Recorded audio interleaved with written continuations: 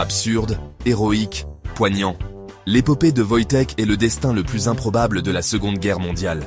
Pourtant, tout est vrai, et c'est plus qu'une mascotte, Wojtek est le symbole de l'âme d'une armée en exil. Un ours brun sous matricule, un soldat officiel avec solde et grade de caporal. L'ours porte bien son nom. Wojtek signifie « guerrier joyeux » en polonais.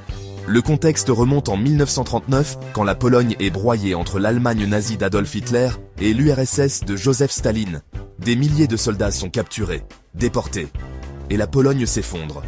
Puis en 1941, une armée polonaise renaît en exil en Iran, et c'est sur la route du front que ces soldats en exil croisent le destin de Wojtek. Un an plus tard, toujours en Iran et en 1942, et toujours en traversant l'Iran. Les soldats en exil recueillent un ourson orphelin, affamé et à bout de force. Adopté, l'ourson partage tout.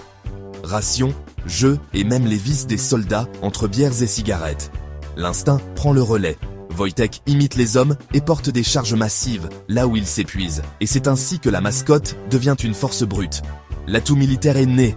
Pourquoi enrôler un ours? Par pragmatisme. Car pour l'armée, chaque ration compte. Et Wojtek entre donc officiellement dans les registres, devenant le soldat Wojtek avec matricule 1, grade de caporal.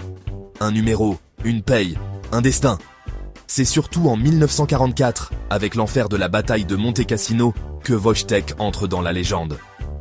Sous un déluge d'acier, le ravitaillement est un suicide, mais Wojtek hisse des caisses d'obus de 45 kg jusqu'aux batteries sans jamais faiblir, et sous la mitraille, l'animal devient un héros.